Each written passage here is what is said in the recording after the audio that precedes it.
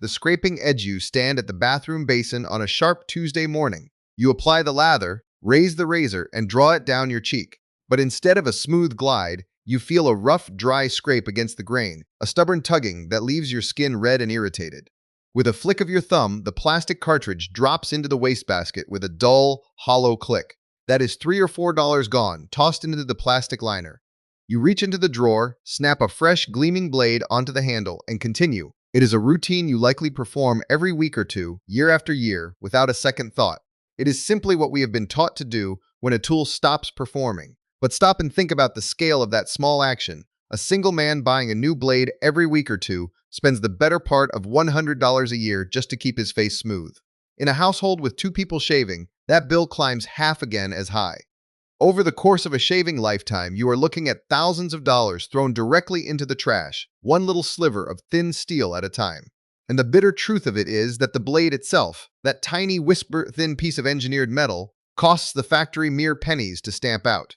You are not paying for the value of the steel. You are paying for an entire industry designed to make you throw away what could easily be saved. Understand this. That blade you just tossed out is very likely not worn out at all. It is barely used. The steel inside it has months, sometimes even years, of good service left in its belly. You are discarding a perfectly viable tool simply because we have forgotten the basic language of maintenance. A lesson from the Lancaster bench. I am Elias, and I keep up this Lancaster County place with my own hands, the way my people always have. The very first rule of the workshop, the barn, and the kitchen here is simple. You maintain a thing rather than throw it away to buy another. A good tool is an investment. It is meant to be tended, cared for, and made to last. A razor blade is no exception.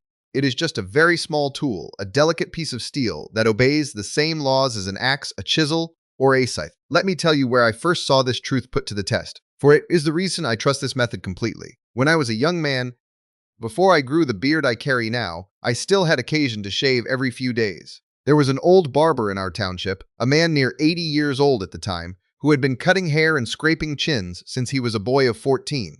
In his shop, sitting on the small shelf beneath the glass mirror, sat a single straight razor.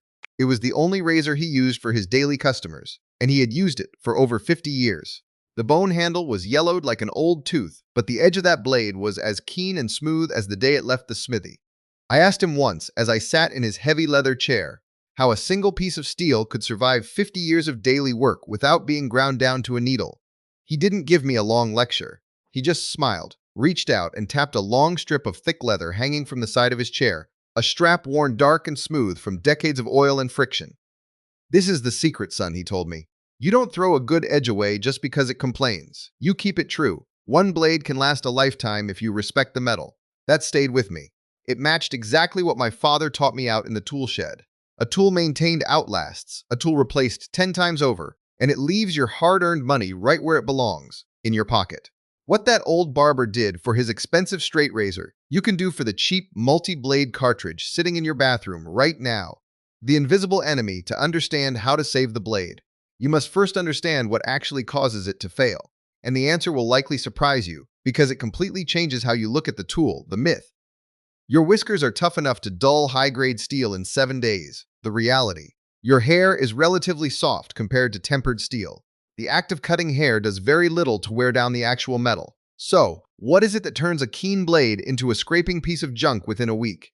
It is the damp air of your bathroom.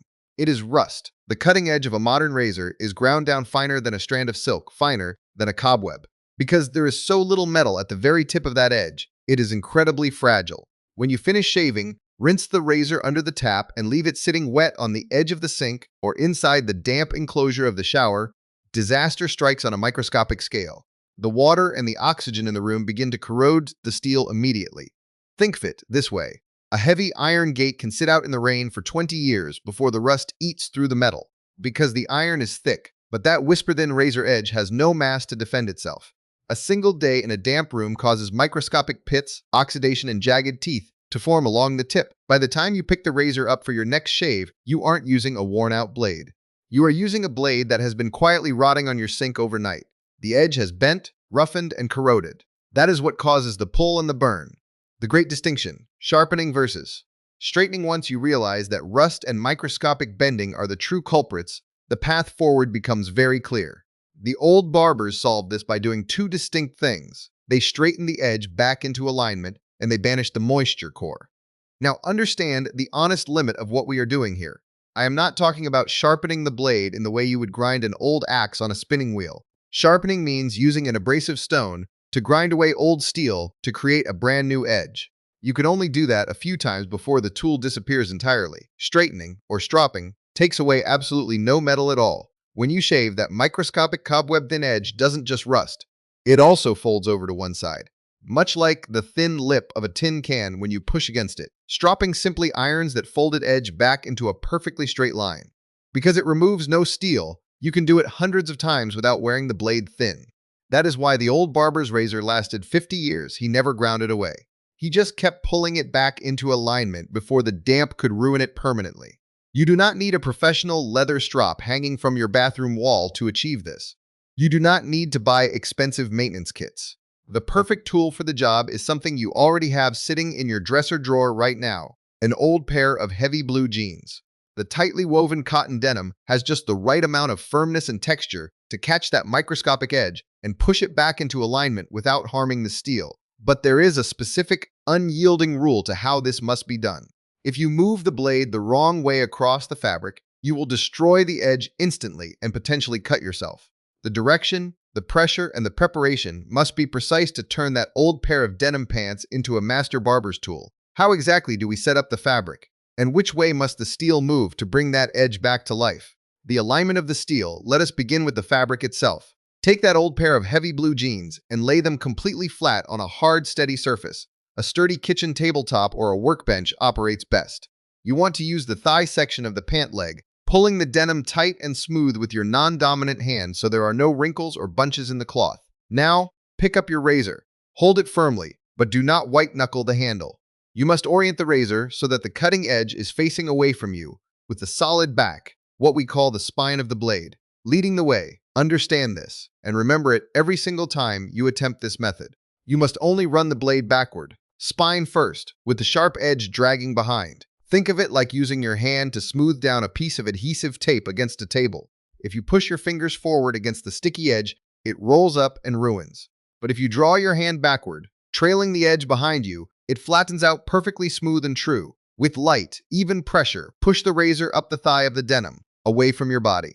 Do not dig the blade into the fabric. Let the weight of your hand do the work. Perform 20 steady strokes in that single direction. Once you finish the 20th stroke, lift the razor, flip it over so the opposite side of the blade faces the cloth, and draw it towards you, spine first, for another 20 strokes. That brief, half-minute exercise accomplishes exactly what the old barber's leather strop did. It catches those microscopic, invisible folds in the steel tip and coaxes them back into a perfectly straight, razor-sharp line. Let me give you the honest limit of this denim trick, for I will never promise you miracles.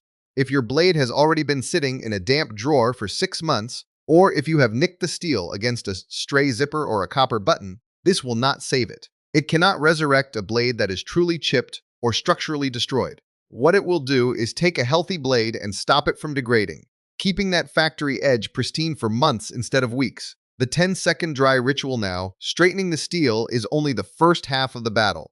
If you take that beautifully aligned blade and immediately lay it back down in a puddle of water on the rim of your sink, you have undone all your work before the next sun rises. We must address the secondary enemy: standing moisture. Most folks finish their shave, give the razor a quick lazy rinse under the faucet, and drop it straight into a plastic cup inside the shower stall. That stall is a greenhouse for rust. The heavy, warm, humid air traps moisture between the tight layers of the multi-blade cartridge, and within 6 hours the oxygen has begun to pit the steel. To break this cycle, you must adopt a simple 10-second habit immediately after your shave. To shake, hold the razor firmly by the base of the handle and give it 5 or 6 sharp aggressive snaps downward toward the basin. This uses centrifugal force to throw the trapped droplets out from between the closely spaced blades. The pat. Take a dry, clean cotton towel. Do not rub the blades across the towel. That will dull the edge instantly. Instead, gently press the face of the cartridge flat against the dry fabric, letting the cotton blot up the remaining film of water. The open air. Store the razor completely outside the shower enclosure. Place it upright in a small cup on a high shelf, or hang it on a dry hook where the air circulates freely. When you combine the denim stropping with this rigorous drying ritual, you eliminate both the mechanical bending and the chemical corrosion at the exact same time. The truth about the lubricating strip is you practice this, you will eventually notice something about your modern cartridge. Along the top edge of the plastic housing, there is almost always a small colored strip, usually blue or green, that the manufacturers call a lubricating glide strip. After a couple of weeks of daily use, this strip will begin to fade, dissolve, and eventually flake away entirely. When that strip disappears, the razor will naturally begin to feel a bit rougher against your skin. Stop and think about this. The vast majority of people feel that slight loss of glide, assume the steel itself has gone dull, and throw the entire cartridge into the trash.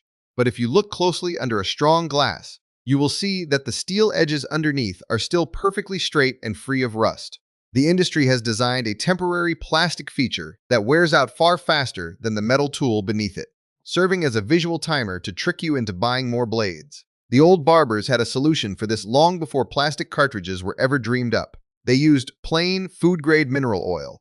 You can buy a large bottle of it at any local pharmacy for a couple of dollars, and that single bottle will outlive the razor handle itself once the factory glide strip has faded away. Simply take one tiny drop of that clear mineral oil on the tip of your index finger. Rub it in a very thin, even film across the dried blades before you put the razor away. Understand what this simple oil film does. It restores the effortless glide across your skin during the next shave. And more importantly, it acts as a waterproof shield. The oil seals the steel away from the ambient humidity of the bathroom, ensuring that not a single molecule of oxygen can touch the cutting edge while it sits on your shelf. The hard water cure there is one final environmental factor we must account for, and it depends entirely on the ground beneath your home.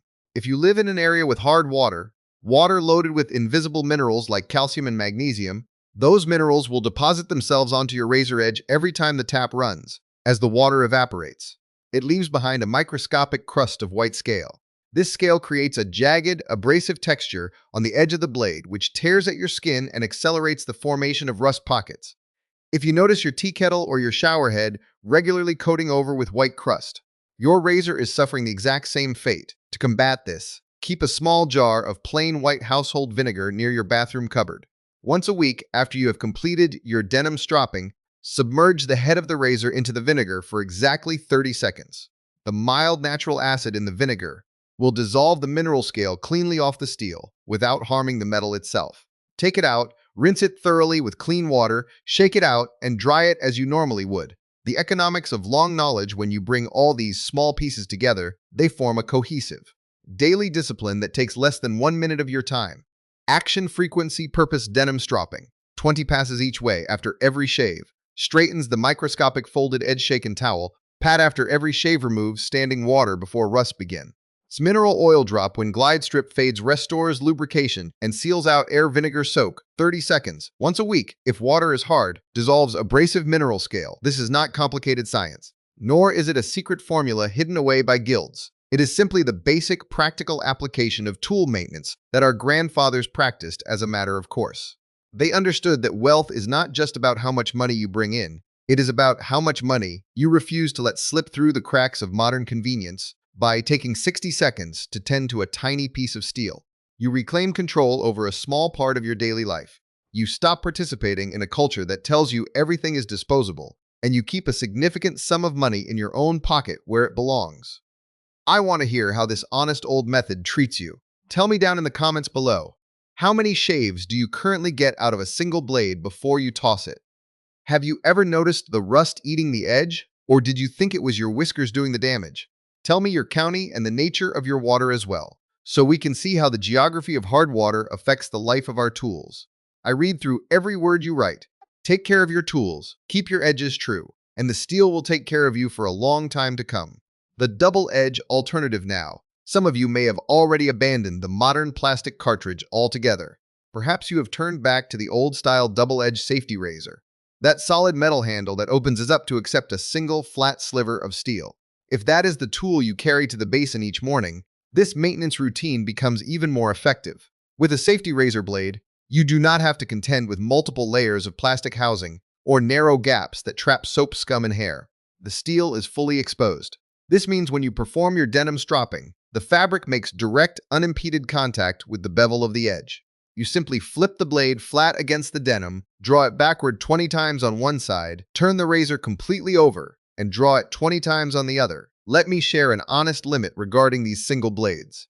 Because a box of double-edged safety blades is relatively inexpensive, often costing just a few dimes a piece.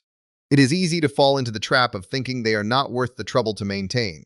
You might say to yourself, Elias, why should I spend a minute drying and oiling a blade that only cost me 15 cents? Stop and think about that perspective. It is not merely about the pennies you keep in your pocket on a Tuesday morning. It is about the habit of mind. The man who trains himself to treat a 15-cent piece of steel as a disposable piece of garbage will inevitably treat a $40 pair of work boots, a fine kitchen knife, or a $100 chainsaw chain the exact same way the moment they lose their initial factory bite. When you learn to maintain the smallest tool in your house, you build the internal discipline required to keep everything you own in prime working order. The sensory language of steel. When you begin practicing these old methods, you will find that your senses start to tune into the true condition of the metal. A tool will always tell you exactly what it needs if you know how to listen to it. The sound. A rusted or bent edge makes a rough, raspy scratching sound against your skin, like a dry stick dragging across gravel. But a blade that has been properly stropped on denim and sealed with oil speaks in a quiet, clean whisper. A soft shut sound like a dry autumn leaf brushing across smooth limestone. The feel, when the edge is true. You will feel the steel biting cleanly at the very base of the hair without any resistance. The moment you feel the skin bunching up slightly ahead of the metal, or a sharp tugging at the root, the steel is telling you that the microscopic edge has rolled over. The sight, if you hold a clean, dry blade up under a bright window and look straight down at the cutting edge, you should see nothing but a thin, dark line. If you see bright spots flashing back at you along the tip, those are reflections from sections of the steel that have bent over flat or pitted from rust. Listen to your tools. They do not lie to you, and they will tell you the exact moment they require the cloth or the oil. Moving beyond the bathroom basin, understand this. The principle of edge maintenance does not stop at the bathroom door. The very same neglect that causes people to throw away perfectly good razors is happening on a massive scale with every cutting surface throughout the modern household. Look inside the average kitchen drawer today. You will likely find a half-dozen dull, battered knives with jagged edges that mash a ripe tomato instead of slicing it cleanly. Most folks wait until a knife becomes completely useless. Then they pack it away in a dark corner and go out to buy a new, flashy set made of cheap stainless steel that promises to never need sharpening. Let me be entirely straight with you. Any steel that claims it never needs sharpening is simply steel that is too soft to ever hold a true, keen edge in the first place. In the old days, our families did not own 20 different knives or a dozen specialized axes. A household might have had one good carbon steel carving knife for the kitchen table, one solid pocket knife for the fields, and one heavy felling axe for the woodpile. And those few tools lasted for generations because they were treated with the exact same reverence that the old barber showed to his straight razor. They were cleaned immediately after use, dried thoroughly before they were put away, and brought to the stone and the leather long before they ever had the chance to go dull. The true danger of a neglected tool, we must also understand that a dull tool is a profoundly dangerous thing to have on a homestead or in a home. When an axe edge is kept keen and bright, it bites deeply into the wood exactly where your eye directs it. But a dull axe, an axe whose edge has rounded over into a blunt nose, will bounce off a hard oak log, glancing sideways toward your shin or your foot with all the force of your swing behind it. The same truth holds true at the kitchen cutting board. A sharp knife requires almost no downward pressure to pass through a tough turnip or a thick piece of meat. It follows the path of the blade naturally. A dull knife requires you to lean your weight into the handle, forcing the metal down through the food.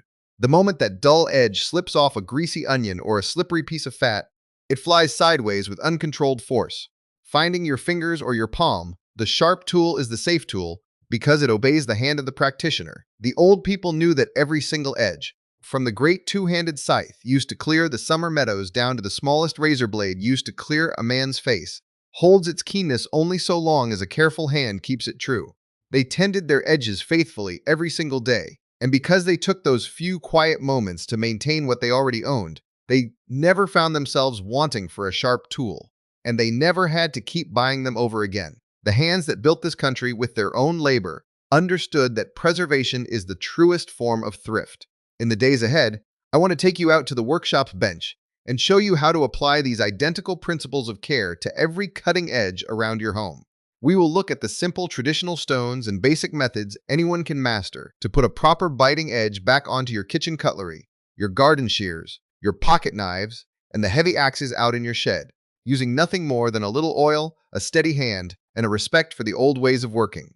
The illusion of the spinning wheel step into any modern hardware store today, and you will see shelves lined with electric sharpening gadgets, whirring motorized wheels, and plastic pull-through devices that promise to give you a razor edge in 3 seconds flat. They are loud, they throw bright orange sparks into the air, and they cost a handsome sum of money. People buy them because they are in a hurry, believing that brute force and high speed are what steel requires. But stop and think about what is actually happening inside that machine. When you press a fine kitchen knife or a pocket knife against a rapidly spinning motorized wheel, the friction creates an intense, localized heat at the very tip of the edge.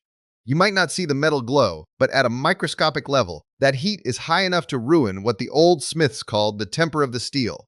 Tempering is the careful baking process that gives steel its hardness and resilience. When you overheat it on a fast wheel, you soften the metal permanently. Think of tempered steel like a finely baked loaf of bread. If you return it to a blazing fire, you do not make it better. You simply turn the delicate crust into charcoal. Once a blade loses its temper, it becomes soft as pewter. It might feel sharp for a single afternoon, but the very first time it strikes a wooden cutting board or a cedar branch, the edge will roll over and dull immediately. You are forced to grind it again, throwing more sparks and destroying more metal, until the tool is ground down to a useless stub. The machine creates a problem that only the machine can solve, forcing you to eventually throw the tool away and buy another. Contrast that violent, destructive process with the quiet method my grandfather taught me at the wooden bench in our barn. He used a simple flat block of natural stone that cost less than a day's wages and lasted his entire life. It made no noise, it threw no sparks, and it never ruined a single piece of steel. The language of the whetstone, the tool he used, and the tool I still use every single week, is a basic combination whetstone.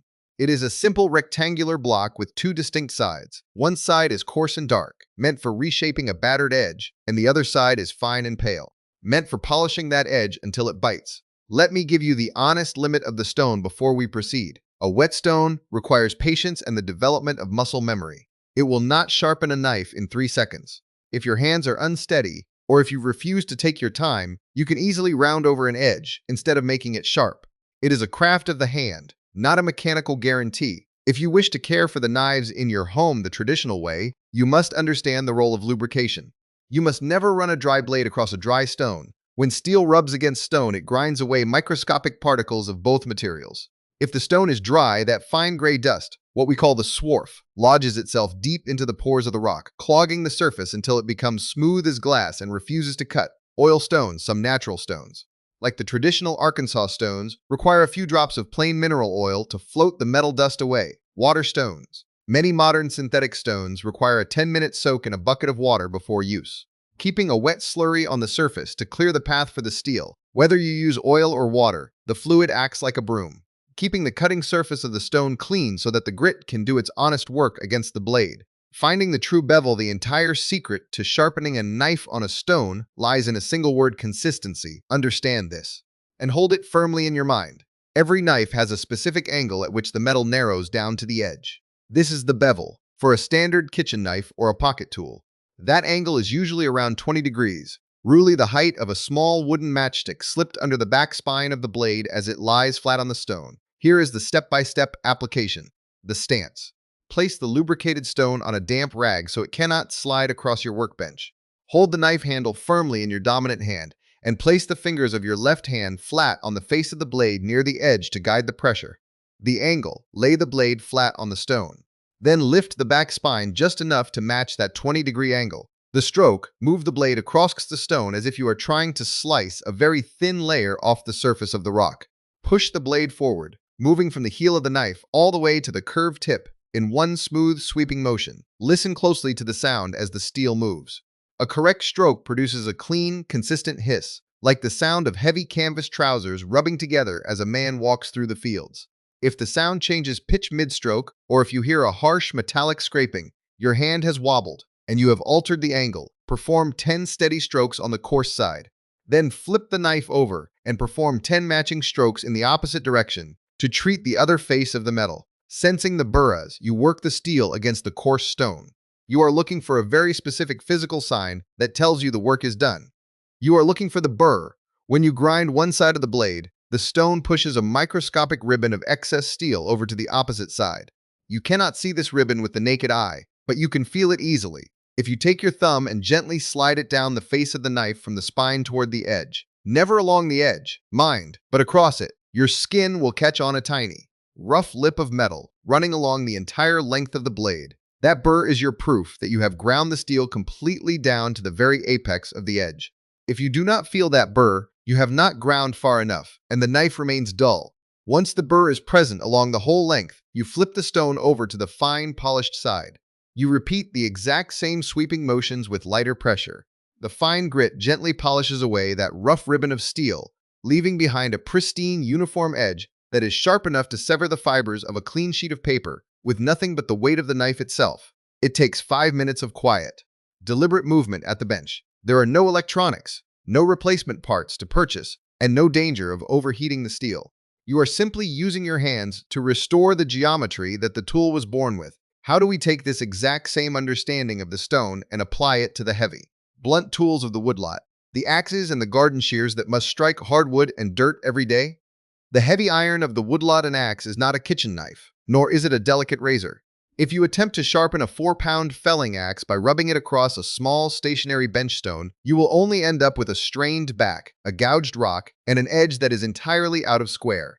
With the heavy tools of the woodlot and the garden, we must invert the entire physical process. We bring the stone to the tool, rather than the tool to the stone. To work on a heavy blade safely and effectively, you must first secure the tool. Clamp the axe head firmly into a heavy woodworking vise, or wedge it securely into a notched log on your chopping block, so the cutting edge faces upward and away from your body. But stop and think about what happens when an axe strikes a solid piece of timber. A kitchen knife slices through soft flesh by moving back and forth. An axe cleaves through dense fibers by the sheer momentum of downward impact. If you grind a perfectly flat, thin, V-shaped bevel onto an axe, the exact kind of edge you find on a pocket knife, the very first blow into a hard piece of seasoned hickory or frozen white oak will cause the steel to chip out, buckle, or wedge itself so fast in the wood that you will strain your shoulder trying to yank it free. An axe requires a very specific, traditional profile, the convex edge, what my people have always called the apple seed shape. Understand this geometry. A convex edge does not drop in a straight, flat line from the shoulder to the tip. Instead, it curves outward gently, forming a robust, rounded nose that terminates in a keen point. This curve acts exactly like a mechanical wedge. The very tip of the blade cuts the wood fibers open, and a microsecond later, the swelling curve of the steel behind it forces the wood apart, relieving the friction and preventing the axe from sticking. That extra mass of steel right behind the tip absorbs the brutal shock of the impact, protecting the sharp edge from shattering against a hard knot. The crosscut file and the puck to shape this apple seed edge, you begin your work not with a stone, but with a tool designed for honest, rapid steel removal, a simple 10-inch mill bastard file. Let me state the one firm rule of the file, for it saves both your tool and your knuckles. A file is engineered to cut in only one direction. On the forward stroke, the grip, hold the file firmly with both hands, grasping the wooden handle with your dominant hand and balancing the flat tip with the fingers of your left hand. The stroke. Place the file against the cheek of the axe, slightly behind the edge. Push the file forward and across the metal in a long, sweeping diagonal stroke, moving away from your body. The lift. Lift the file completely off the steel on the return journey. Never draw a file backward across the metal, for that lazy dragging motion will dull the tiny cutting teeth of the file in a single afternoon. As you work, follow the natural curve of the apple seed, rocking the file slightly to maintain that rounded profile. You will see bright, clean tracks of fresh steel open up, clearing away the dark stains, the small nicks, and the flat spots left from hitting stones in the dirt. Once both sides of the axe show a uniform, bright bevel and a light burr has formed along the tip, lay the file aside. Now you bring out the axe puck, a heavy, round, dual-grit stone that fits comfortably into the palm of your hand. Lubricate the coarse side of the puck with a few drops of plain mineral oil, or even a bit of clean water if you are out in the woods. Hold the puck by its grooved sides, keeping your fingers safely tucked behind the cutting face, and move it in small, overlapping circular motions along the filed edge. Listen to the shifting voice of the metal. The harsh, raspy bite of the file slowly gives way to a rhythmic, satisfying shh as the stone smooths out the deep ridges. Flip the puck over to the fine side, add another drop of oil, and repeat the circular strokes until that apple seed edge is polished smooth. A well-maintained axe edge should not look like a mirror, but it should feel smooth as silk to the touch, ready to throw wide. clean chips of wood across the forest floor with every stroke of your arm. The rule of the scissor, let us step out of the woodlot and into the garden patch for a brief moment, for the shears, pruners, and scythes that clear your briars and trim your fruit trees obey their own strict law of maintenance. Look closely at a pair of standard bypass pruners. They operate on the exact same mechanical principle as a pair of heavy tailor's scissors, two flat pieces of steel passing incredibly close to one another, shearing the material between them. And here is where many a well-meaning homeowner ruins a perfectly good garden tool within a single season. You must only ever sharpen the beveled outer side of the cutting blade. The inside face of the blade, the perfectly flat surface that slides directly against the opposing counterblade, must remain completely untouched by your stone. If you take a file or a whetstone to that inside flat face, you will grind away the precision fit between the two jaws. You create a microscopic gap between them. The next time you go to prune a damp apple branch, the tool will no longer cut. It will simply fold the twig, jamming the bark down into the gap and bruising the wood of the tree. An honest limit must be acknowledged here. If the central pivot bolt of your garden shears has worn loose, or if the frame has bent from trying to cut a branch that was far too thick, no amount of sharpening on earth will make them cut clean again. You must first tighten the nut until the blades pass each other without wobbling, and only then do you bring your small pocket stone to the outer bevel to restore the bite, the legacy of the tended edge, when you walk across an old, self-sufficient homestead that has survived for generations. You are not looking at a place that succeeded because of expensive modern machinery. You are looking at a collection of small, faithful habits of preservation. It is the 5 seconds spent wiping down a garden spade with an oily rag before hanging it in the dark shed for the winter. It is the 3 strokes of a pocket stone given to a kitchen knife before slicing the morning bacon. It is the half-minute spent drawing a razor blade backward across an old pair of denim jeans before the damp air of the bathroom can take hold of the steel. These are not grand, difficult, or heroic tasks. They are the quiet, daily disciplines of a person who understands that true independence is built on the preservation of what you already possess. When you learn to maintain your tools with your own 2 hands, you drop out of the endless cycle of modern waste. You stop being a consumer who is dependent on the next trip to the store, and you become a practitioner, a keeper of edges, a caretaker of metal, and a steward of your own household economy. The old people knew this truth down to their very bones. The hand that maintains its tools is the hand that never wants for a sharp edge, and it is the hand that keeps its hard-earned wealth exactly where it belongs. Keep your tools clean, keep your steel dry, and let the work of your hands endure.